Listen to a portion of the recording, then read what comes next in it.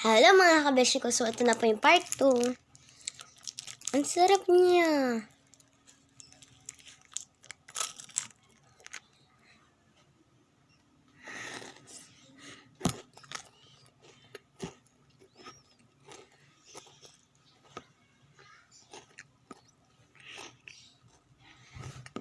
Ang sarap niya.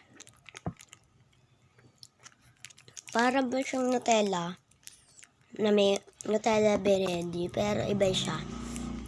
Iba, meron siyang loob.